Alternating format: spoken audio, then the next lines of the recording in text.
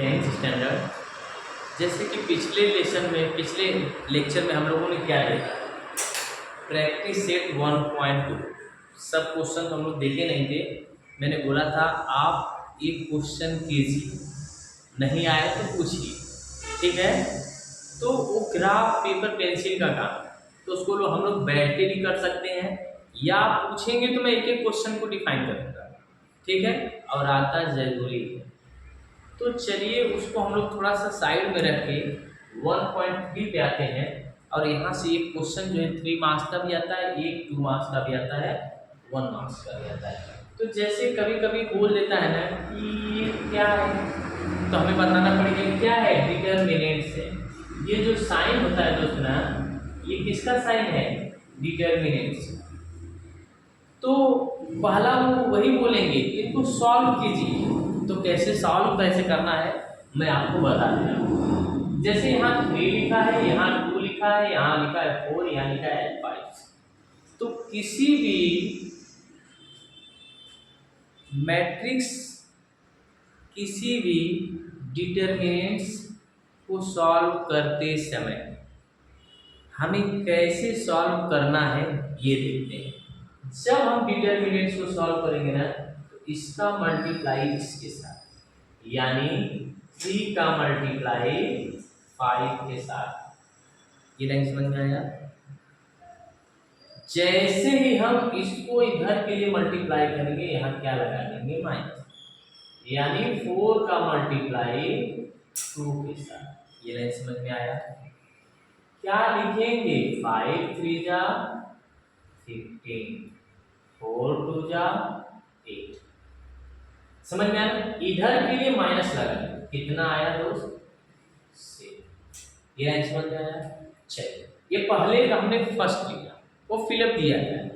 Second का हम second ले रहे हैं, कैसे करेंगे, हमने क्या बोला, इसका इसके साथ मल्टीप्लाई, इसका 5 का 0 के साथ मल्टीप्लाई। जैसे ही हम इसका RHS के मतलब माइनस इधर जाएंगे तो क्या लगाएंगे, माइनस। क्या लिखा है, -7 का मल्टीप्लाई थे। अब ये पूछेंगे कुछ लोग कि सर -7 पहले भी 3, आप कुछ भी लिख सकते हैं, पहले 3 भी लिख सकते हैं, -7 भी लिख सकते हैं, ठीक।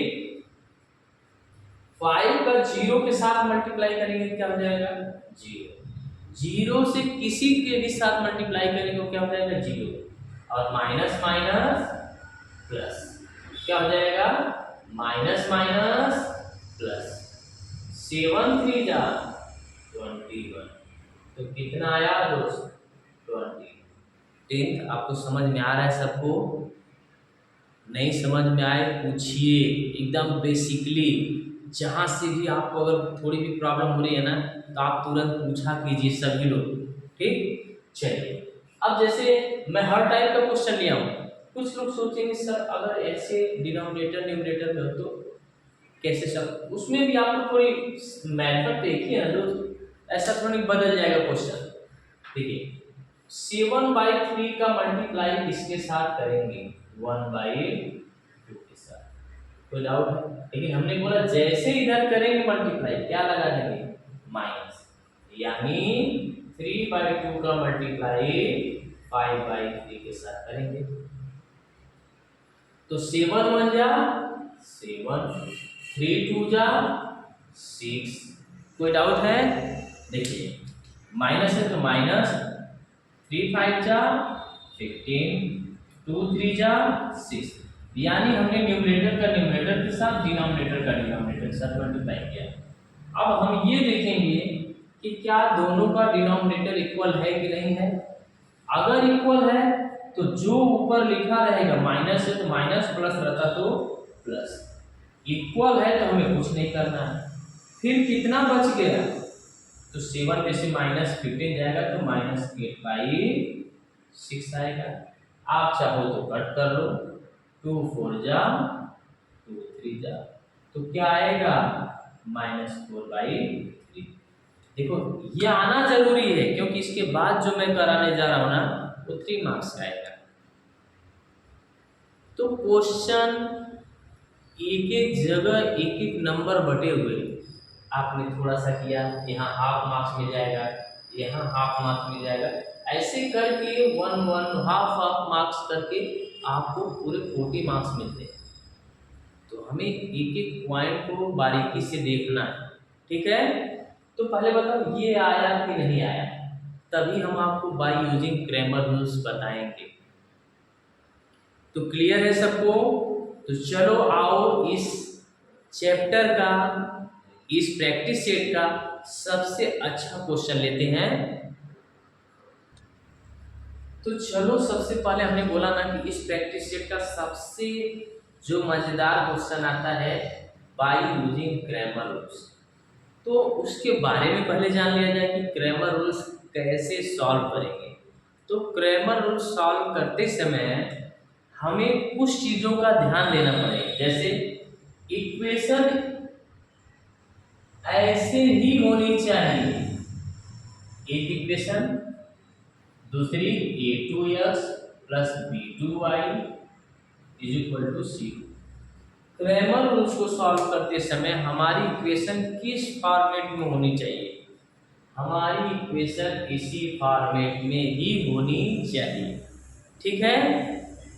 क्रैमर रूल सॉल्व करते समय हमारी इक्वेशन इसी फॉर्म में होनी चाहिए। तो इस फॉर्म में अगर है तो हमें क्या लाना है? पहला हमें डी लाना है, दूसरा dx फाइंड करना है, तीसरा dy फाइंड करना है। तो बोलेगा solve the equation by using Cramer rules, then find the value x and y। तो इतना ध्यान देना, तो d की वैल्यू होती क्या है, dx की वैल्यू होती क्या है? तो इसका हमें एक फॉर्मेट हम लोगों के पास इसी में पुट करना होगा। यानी d क्या होता है, a1 a2 b1 b2, ये नहीं समझ में आया?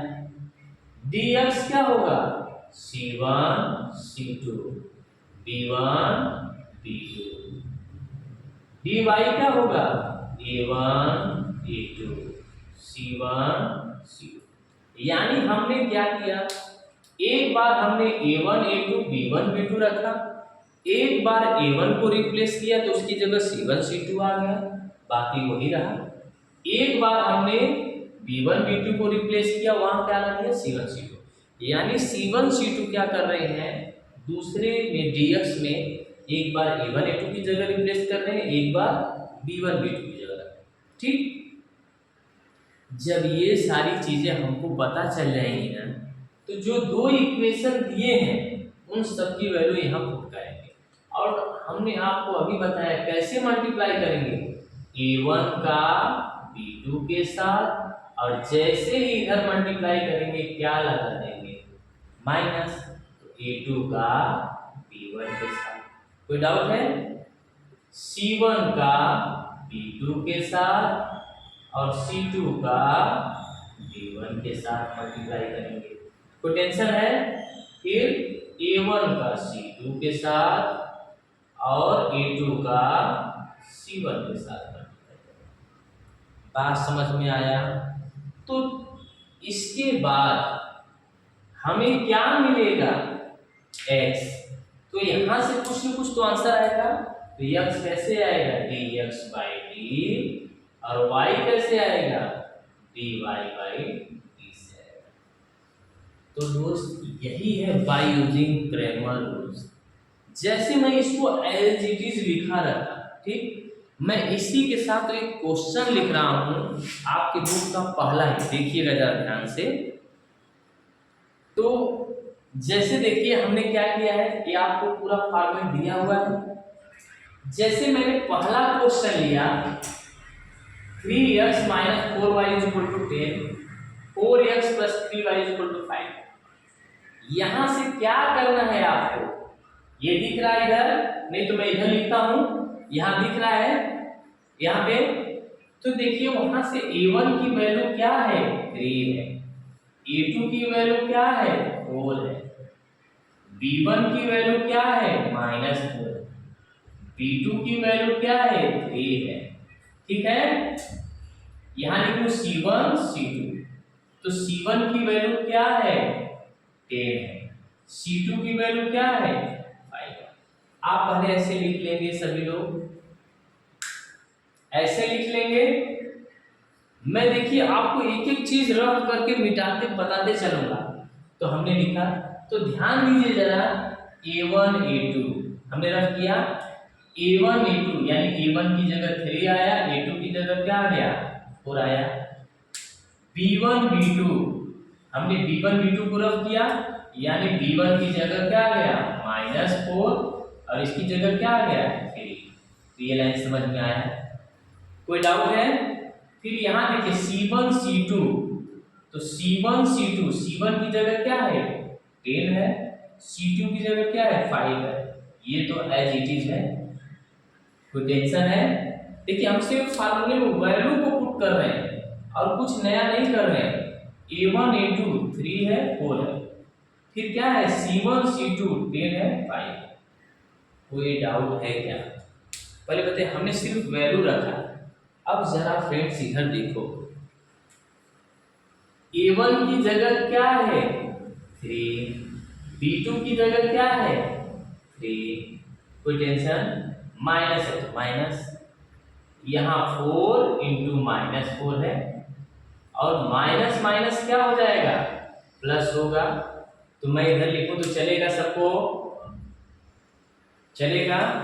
तो देखिए जरा, मैं इधर लिखता हूं 3 3 जा 9, माइनस माइनस प्लस, 4 4 जा 16, कितना आया 25 आया।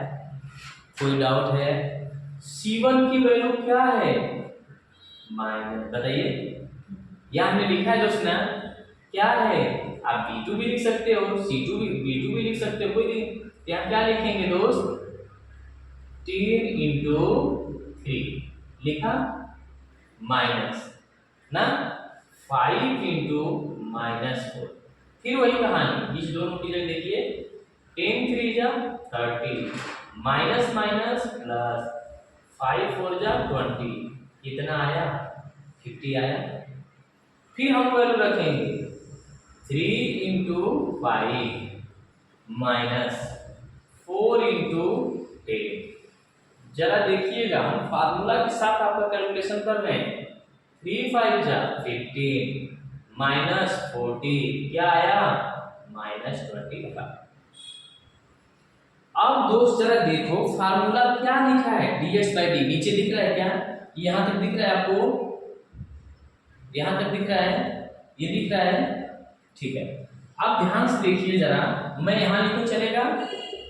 तो x हमने लिखा dx/d, dx की वैल्यू क्या है 50/25, यानी 52 जा, x की वैल्यू क्या आ गई 2i। ऐसे ही y dy/d लिखा हुआ है, यानी dy/d यानी -25/25, कट कर क्या आया -1 आया। तो आपका आंसर क्या आ जाएगा x = 2, y = -1। आप आंसर चेक कर सकते हैं रख के, 3 2 जा 6, माइनस माइनस प्लस 6 + 4 10। तो बाय यूजिंग ग्रामर रूल्स आप सभी लोगों को समझ में आया कैसे यूज करना है, किस फॉर्मेट में होना चाहिए इक्वेशन, बोलिए सभी लोग, किस कैसे आना चाहिए। तो हमने एक पूरा एग्जांपल लिया, एक अच्छे से आपको समझाया, समझ में आया कि नहीं? नहीं आया है तो आप लोगों को मैं बोल रहा हूँ, आप जितने बार पूछोगे मैं बताऊंगा, ठीक है? चलो अगले क्वेश्चन की तरफ।